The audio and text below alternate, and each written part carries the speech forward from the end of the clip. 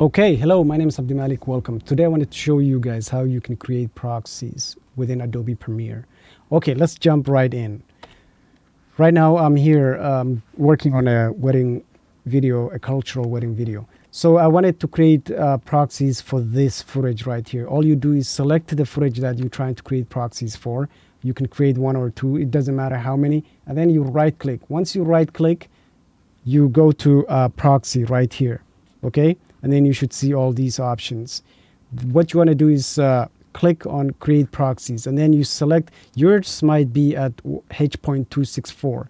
If that's the case, then I would encourage you to change it to QuickTime. And then for the preset, choose ProRes medium resolution proxy. Okay, you can choose the higher resolution, but what this is asking you is basically to select the resolution that you want to use for your previews. Okay, I recommend just choosing medium. That seems to work just fine. I would not mess with the watermark or anything like that. Just leave that as it is. And then for this here, the destination, you just I would encourage you to just leave it to next to original media. What that basically means is once the proxies are made, they will be saved within a folder that will be created proxy, like right here. This is one that I already created proxies for. This is the original. This is the proxy. So it just makes it easier. But if you're someone that likes to have a whole separate folder for all their proxies, then what you can do is choose here and then choose whatever. Once you click OK, what Adobe will do is it will send that job to Adobe Media Encoder. And then Media Encoder will render all your work, all the proxies, and then you should be able to see this little icon on top of your footage. What that basically means is that your proxies are ready.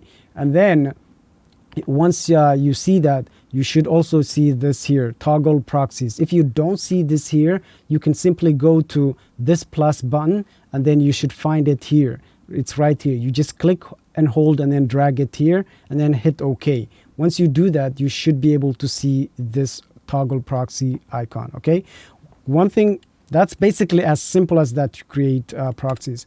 Few things that I want to make you guys aware is that don't make sure that when you're done with your editing and stuff, you uncheck the toggle